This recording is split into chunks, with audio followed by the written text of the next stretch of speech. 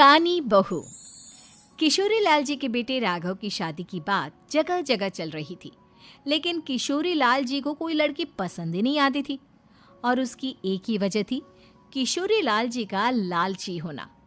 उनको लड़की वालों से मोटा दहेज चाहिए था और इसी चक्कर में एक दिन वो एक बहुत पैसे वाले के घर अपने बेटे का रिश्ता लेकर पहुंचे। उस आदमी का नाम था ओम प्रकाश।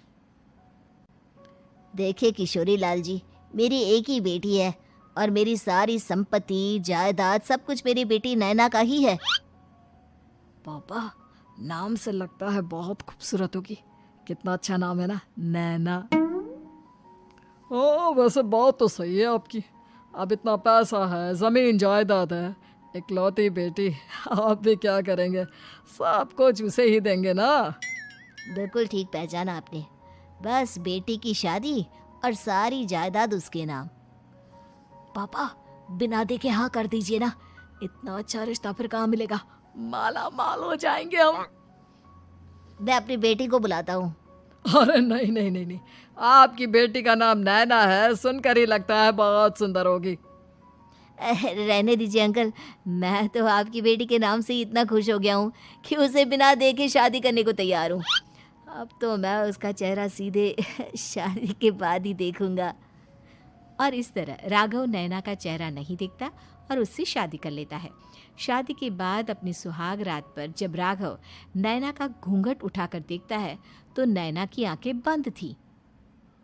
कितने खूबसूरत हो तुम नैना, जरा अपनी आंखें खोलकर मेरी तरफ देखो तो सही।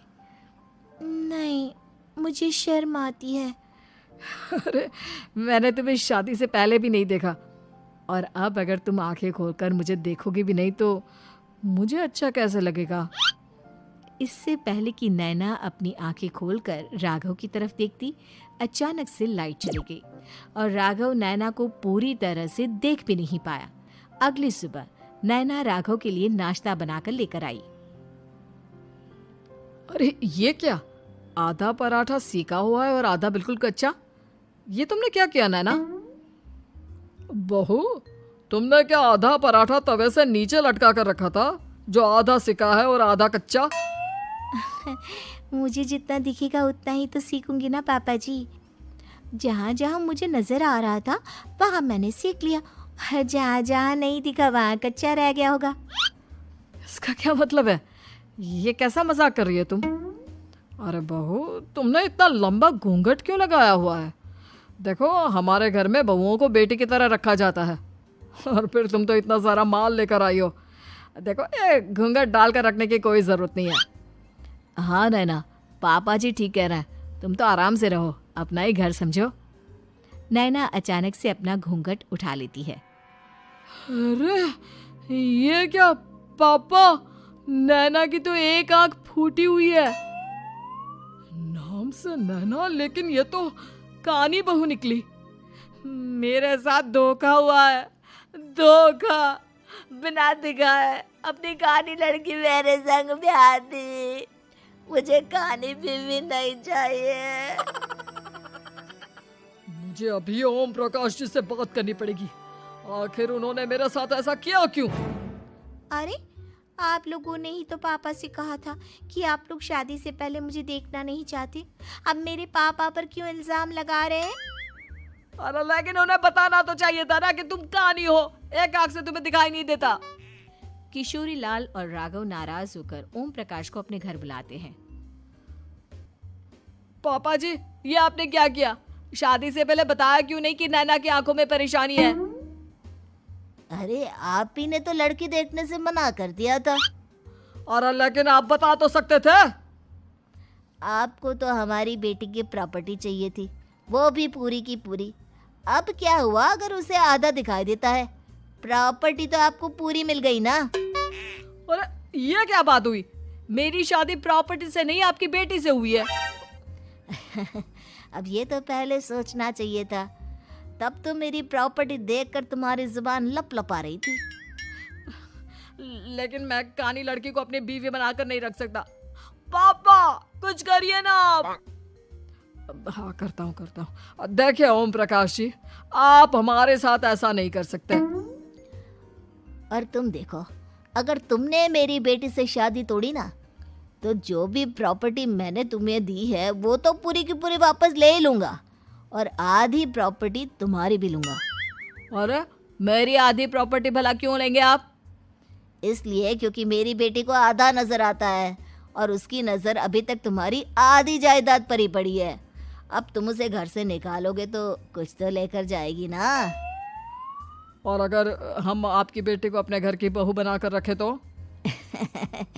तो तुम्हारी पूरी प्रॉपर्टी तुम्हारी ही रहेगी, और जो मैंने तुम्हें दिया है ना, उसमें से बस मैं आधा लेकर जाऊंगा। अरे लेकिन अब आप अपनी दी हुई प्रॉपर्टी में से आधी वापस क्यों लेकर जाएंगे? अगर मैं आपकी बेटी को अपनी पत्नी बनाकर रखने को तैयार हूं तो? इसलिए ताकि भविष्य में अगर तुम मेरी बेटी को धोखा दो तो उसके पास कुछ तो रहे जो पति का हो। वैसे मेरे पास तो बहुत कुछ है, लेकिन अपने पति की कोई निशानी तो उसके पास होनी चाहिए ना। अब अगर तुमने मेरी बेटी को कहानी कहा तो तुम्हें प्रॉपर्टी भी कहानी ही मिलेगी, पूरी नहीं। जमाए राजा। किशोरी लाल और राघव समझ चुके थे कि वो बुरी तरह फंस चुके हैं और अब उनके पास वहां से निकलने का कोई चारा नहीं है। अब समझ में आया ना, लालच बुरी बला होती है। एक तो तुम्हें प्रॉपर्टी मिली, ऊपर से बीवी मिली, उसमें तुम्हें नखरे भी दिखाने हैं। आए बड़े, चुपचाप बैठो दोनों। कुछ दिनों के बाद नैना राघव की कार लेकर बाजार घूमने निकलती है और जब कार लेकर वापस आती है, ये क्या? एक तरफ से मेरी गाड़ी पूरी खराब हो चुकी है।